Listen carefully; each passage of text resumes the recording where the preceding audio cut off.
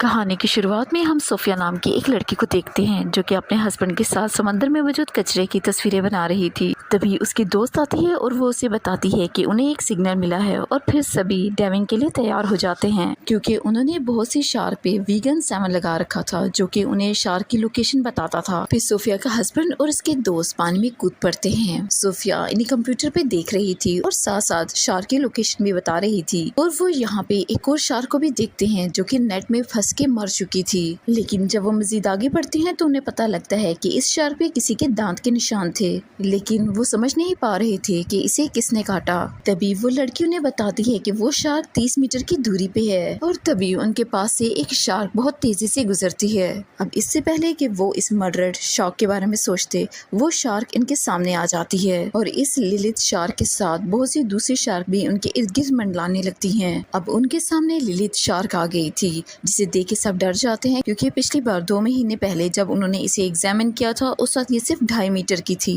और अब वो तकरीबन 7 मीटर की हो चुकी है, जिसका मतलब ये था कि वो तकरीबन 2 महीने में 3 गुना बड़ी हो गई। अब यहाँ पे सबसे बड़ी गलती सोफिया का हस्बैंड करता है जो इस वक्त भी सैंपल के बारे में ही सोच रहा था और इसीलिए वो सैंपल लेने के चक्कर में लिलित की बॉडी पे स्टैब कर देता है और इसके बाद वही होता है जो कि एक्सपेक्टेड था। और इसके बाद लिलित कुछ ही लम्हों में यहाँ पे जितने भी रिसर्चर थे उनकी बॉडी के टुकड़े टुकड़े कर देती है और सोफिया और उसके साथी ये सब कुछ सिर्फ दूर से ही देख रहे थे। अब सोफिया इसी एक्सपेक्टेशन में कि शायद कोई जिंदा बच्चा होगा वो समंदर में कूद जाती है, लेकिन यहाँ पे उसे सभी के कट्टे फट्टे बॉडी पार्ट्स मिलते हैं जो कि हर जगह बिखरे हुए थे। तभी उसके सामने भी लिलित आ जाती है जो कि किसी मॉन्स्टर से कम नहीं लग रही थी। अब लिलित सोफिया पे भी हमला करके उसे समंदर के अंदर ले जाने लगती है, लेकिन किसी तरह से सोफिया यहाँ से बच जाती है और इसके बाद सीन सीधा 3 साल बाद शिफ्ट होता है जहाँ पे हम देख पाते हैं कि सोफिया ने अब शार्क पे रिसर्च करना छोड़ दिया था और यहाँ पे वो एक्वेरियम गाइड का काम कर रही थी और यहाँ पे वो बच्चों को फिशेस और दूसरे पानी वाले जानवरों के बारे में बताया करती थी। तभी उनमें से एक बच्चा सोफिया से उसकी टीम के बारे में पूछता है कि वो कैसे मरे। अब ये सुन के सोफिया काफी अपसेट हो जाती है और यहाँ से जाने लगती है। तभी एक लड़की उसे आवाज लगाने लगती है कि आपको एक जरूरी बात बतानी है, लेकिन सोफिया उसे इग्नोर करके यहाँ से जाने ही लगती है। तभी वो वीगन सैमन का नाम लेती है। तभी सोफिया रुक जाती है क्योंकि ये वही शार्क थी जिसने उसके साथियों को खाया था। वो उसे बताती है क्या तुम जानती हो कि वो कहाँ है। फिर वो उसे अपने साथ ले जाती है और उसे वीगन सैमन के बारे में बताती है और उसे बताती है कि लिलित अब सैंड नदी में पहुंच चुकी है और ये लिलित शार्क अब पेरिस में इंटर होने ही वाली है और वो चाहती है कि सोफिया उन्हें लिलित को एग्जामिन करने में हेल्प करे। तो सोफिया उन्हें बताती है कि कभी कभी वेल्स क्लाइमेट चेंज होने की वजह से माइग्रेट भी करते हैं, लेकिन पैसिफिक ओशन से पेरिस आना नामुमकिन है क्योंकि पेरिस के फ्रेश वाटर में लिलित या कोई भी शार्क सर्वाइव नहीं कर सकती। और इससे भी ज्यादा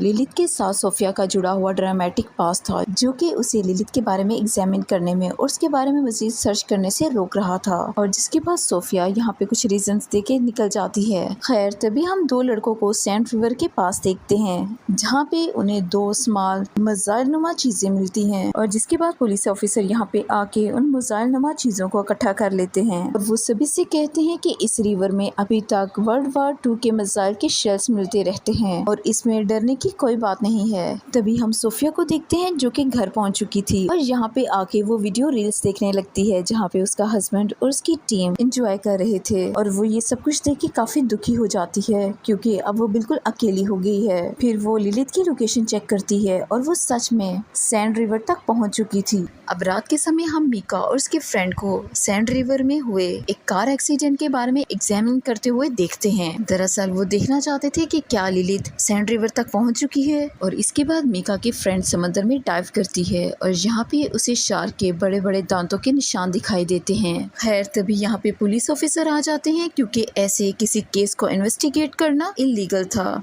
अब उसकी फ्रेंड तो यहाँ से भाग जाती है लेकिन मीका को पकड़ लिया जाता है और वो इसे पूछताछ करने के लिए साथ ले जाते हैं और वो उससे पूछते हैं कि एक्सीडेंट वाली जगह पे वो क्या कर रही थी और वो बताती है कि सैंड नदी में शार्क है, लेकिन पुलिस ऑफिसर उसकी बात नहीं मानते और अगली सुबह सोफिया भी इस जगह पे पहुंच चुकी थी। तभी उसे पुलिस ऑफिसर की कॉल आती है और पुलिस ऑफिसर उसे बताते हैं कि मीगा ने उसके बारे में बताया और अब वो भी उस जगह पे पहुंच जाते हैं और फिर वो उसे एक लाश दिखाते हैं जो कि उसी कार एक्सीडेंट वाले ड्राइवर की थी। और वो सोफिया को बताते हैं कि आपकी दोस्त को लगता है कि इस आदमी को शार्क ने खाया। और अब यहाँ पे सोफिया भी क्लियर कर देती है कि हाँ, इसे शार्क ने ही खाया है। फिर वो पुलिस ऑफिसर सोफिया को अपने साथ ले जाता है और अपने सीनियर से मिलवाता है।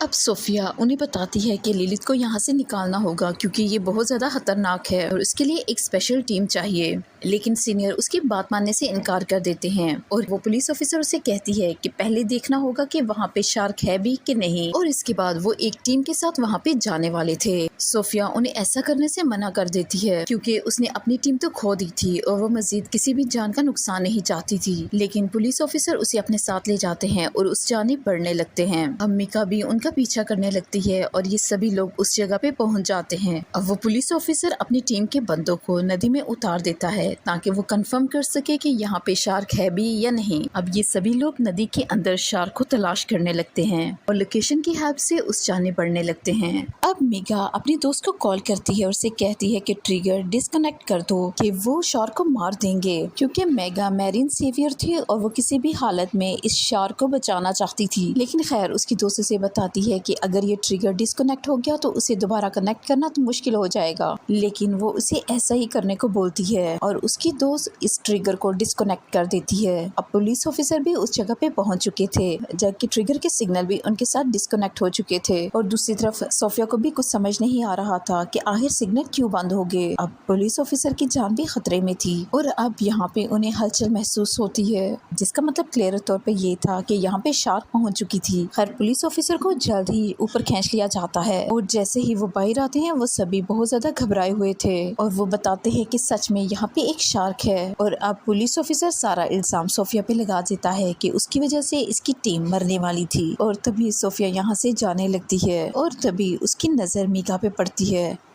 तभी वो पुलिस ऑफिसर अपने सीनियर को बताता है कि उस नदी में सचमुच शार्क है, उन्हें किसी भी हालत में इस नदी को बंद करना होगा। और वो ऑफिसर उसे बताती है कि अगले ही हफ्ते यहाँ पे एक स्विमिंग इवेंट है और दुनिया भर से रिपोर्टर्स बुलाए गए हैं ताकि ये बताया जा सके कि सेंट रिवर में ओलंपिक इवेंट्स होंगे। और वो पुलिस ऑफिसर उसे ये इवेंट रोकने का कहता है और वो सीनियर उसे बताती है कि मेरी इतनी हिम्मत नहीं कि मैं मेयर से बात कर सकूं इस इवेंट को रोकने के लिए, और वो इसे स्टाफ डबल करने को कहती है। और दूसरी तरफ हम देखते हैं कि मीगा भी एक वीडियो सोशल मीडिया पे छोड़ देती है कि अब बहुत हो गया, हमें इन शार्क्स को बचाना होगा क्योंकि वो हमारा इकोसिस्टम बचाती हैं और अब हमें उन्हें बचाना होगा। ज्यादा पोल्यूशन की वजह से वहाँ खाने की कमी होगी और इसी वजह से शार्क्स को डिफरेंट इलाकों में आना पड़ा और अब सब लोगों की मदद चाहिए उसे ढूंढने के लिए। अब हम सीनियर पुलिस ऑफिसर को देखते हैं जो कि मेयर से मिलती है और उसे ये इवेंट रोकने का कहती है और वो उसे बताती है कि नदी में एक खतरनाक शार्क है। लेकिन मेयर उसकी बात को ज्यादा सीरियस नहीं लेती और वो उसे कहती है कि दुनिया भर से रिपोर्टर्स आ रहे हैं इस इवेंट को कवर करने के लिए और इसमें 1000 से भी ज्यादा लोग हैं जिन्होंने इस इवेंट में हिस्सा लिया और वो इस इवेंट को नहीं रोकेगी क्योंकि इस इवेंट का 1,70,00,000 से ज्यादा बजट है। और इन लोगों से कहती है कि कुछ भी करो, इस मछली को यहाँ से निकालो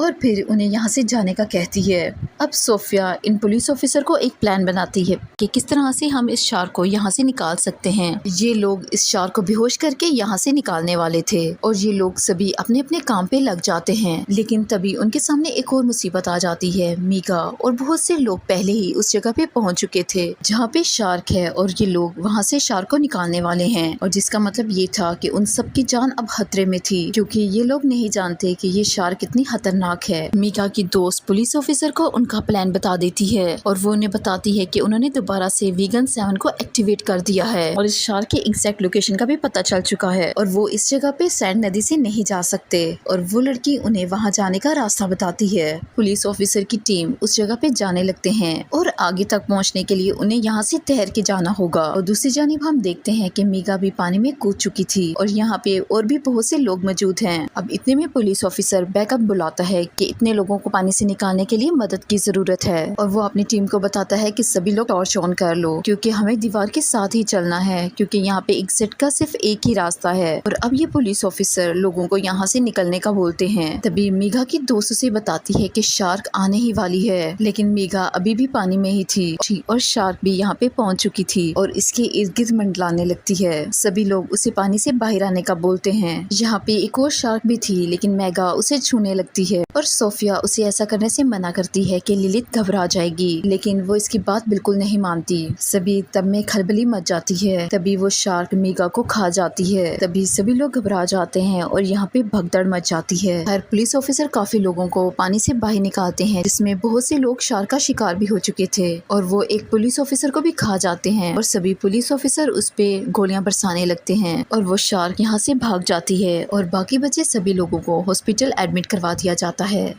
और यहाँ सभी पे अजीब सा खौफ तारी था और दूसरी तरफ इन पुलिस ऑफिसर को एक शार्क का बच्चा मरा हुआ मिलता है और वो इसकी जांच करने के लिए सोफिया को दे देते हैं। जहाँ पे रिसर्च के दौरान उसे पता लगता है कि ये नॉर्मल नहीं था, ये बेबी शार्क प्रेग्नेंट थी, जिसका मतलब ये था कि ये शार्क अपनी तादाद बढ़ा रही हैं और वहाँ पे सिर्फ एक शार्क नहीं बल्कि बहुत सारी ऐसी शार्क मौजूद हैं और अगर उनकी तादाद इसी तरह बढ़ती रही तो वो एक दिन हम सबको खत्म कर देंगी और अगर वो इसी तरह अपनी तादाद बढ़ाती रही और उन्हें खत्म ना किया गया तो वो एक दिन हम सबको खा जाएंगी। अब वो मेयर को बताते हैं अगर इस स्विमिंग इवेंट को रोका ना गया तो आज 100 मरे हैं और कल 100,000 मर सकते हैं, लेकिन मेयर ऐसा करने को तैयार नहीं थी। और यहाँ इस बात पे सोफिया भी भड़क जाती है और ये लोग इसे बाहर निकाल देते हैं और वो इनसे कहती है कि अब सारा मामला आर्मी संभालेगी, इन्हें कुछ भी करने की जरूरत नहीं है।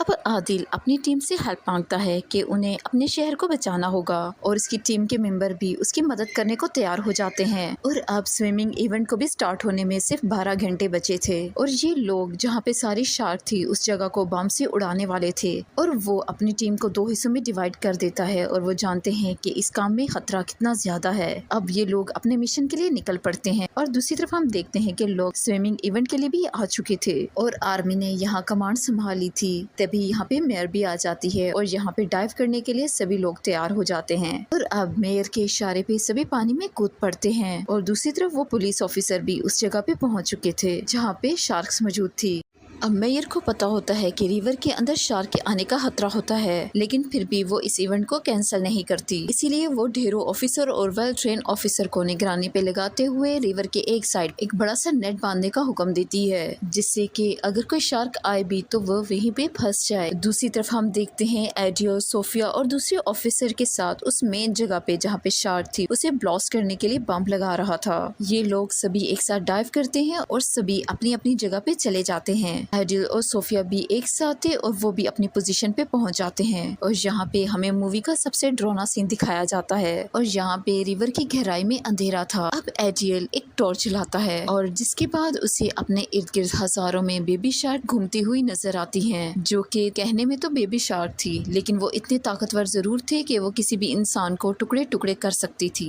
जिस तरह से हमने मूवी की शुरुआत में देखा था कि जो लिलित थी वो बहुत कम ही अरसे में बहुत बड़े साइज में कन्वर्ट हो गई थी, तो यहाँ पे जो बच्चे थे वो भी अपने नॉर्मल साइज से काफी ज्यादा बड़े थे। खैर अब सभी बॉम्ब्स को अपनी अपनी पोजीशन पे लगा दिया जाता है। अब इससे पहले कि बम ब्लास्ट होता एडियल पे एक शार्क का हमला होता है, लेकिन एडियल किसी तरह से बम ब्लास्ट कर देता है जिससे वो भी जख्मी हो गया था और जिसके बाद उसे ऊपर खींच लिया जाता है। और जब सोफिया दोबारा से नीचे जाके देखती है तो उसके सामने से लिलित गुजरती है, जो कि यकीनन अपने बच्चों की मौत से काफी ज्यादा गुस्सा थी। अब लिलित वेल सोफिया को तो नहीं देख पाती, लेकिन वो सीधे जाते हुए उस नेट को तोड़ देती है और वहां आ जाती है जहां पे रेस शुरू होने वाली थी। और अब सभी लोग रिवर के अंदर स्विम कर रहे थे। अब अगले पल होता ये है कि लिलित एक ही पल में एक आदमी को टुकड़े टुकड़े कर देती है और हर तरफ तबाही मच जाती है और तभी वहाँ पे एक ही पल में काफी ज्यादा शार्क आ गए थे, जो कि लिलित के कहने पे ही आए थे, जो कि ऑब्वियसली किसी और जगह पे रह रहे थे, जो कि बम ब्लास्ट से मरे ही नहीं। और ये शार्क्स तादाद में काफी ज्यादा थी और मिलके सभी लोगों पे हमला करने लगते हैं और अब रिवर का पानी भी लाल होने लगता है और सभी के बॉडी पार्ट्स रिवर पे तैरते हुए नजर आते हैं। तभी यहाँ पे एक बड़ी मिस्टेक होती है। स्पेशल ऑफिसर शार्क को मारने के लिए स्नाइपर का यूज करते हैं, जिसमें से कुछ गोलियां सीधे जाके मिसाइल पे लग जाती हैं, जो कि वर्ल्ड वार 2 के समय से वहाँ पे थे और वो सेंग रिवर में काफी तादाद में मौजूद थे। अब होता ये है कि एक मिसाइल फटती है और इसके फटने से बाकी सारी मिसाइल्स भी एक्टिवेट हो जाती हैं और वो भी धीरे धीरे फटने लगती हैं और इसी समय यहाँ पे एक सुनामी आती है, जो कि मेयर के साथ सारे शहर को डुबा देती है। तभी हम सोफिया और एडी को समंदर के बीच किसी ऑब्जेक्ट जैक पे बैठा हुआ देखते हैं और वो अपने चारों तरफ ढेर सारी शार्क को देखते हैं और इसके बाद बताया जाता है कि ये शार्क्स पेरिस के जरिए से वहाँ के डिफरेंट शहरों में जा रही हैं और ये सारे पेरिस तक फैल चुकी थी और यहाँ से वो अपनी तादाद को बढ़ाते हुए कॉन्टिनेंट और सारी दुनिया तक फैल जाएंगी, यानी कि ये अब शार्क मॉन्स्टर पूरी दुनिया में तहलका मचाने वाली थी। और इधर ही इस कहानी का एंड हो जाता है।